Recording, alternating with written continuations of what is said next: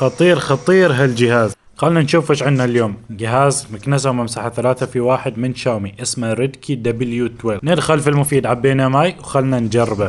طبعا هالجهاز راح يكنس ويمسح، لما تخلص ينظف نفسه. بسم الله نبدأ. في قصاصات ورق وفي غبار على الأرضية. طبعا الجهاز يمسح لك ويكنس لك بشكل جدا حلو ودقيق وبعد أنيق. خلنا نزود كمية الماء المستخدمة في المسح ونشوف كيف الأداء. ما شاء الله أداء حلو ورهيب. الجهاز هذا لاسلكي، تشحنه وتاخذه اي مكان تنظف بدون وايرات وبدون حاجة الى نقطة كهرباء. الحين خلصنا التنظيف، نحطه في قاعدة الشحن ونجرب السلف كليننج، التنظيف الذاتي. الجهاز راح ينظف نفسه بنفسه بدون ما تحتاج انت تنظفه. لاحظ التنظيف الذاتي، ويجمع لك الماء المتسخ طبعا في خزان منفصل عشان تفرغه بسهولة.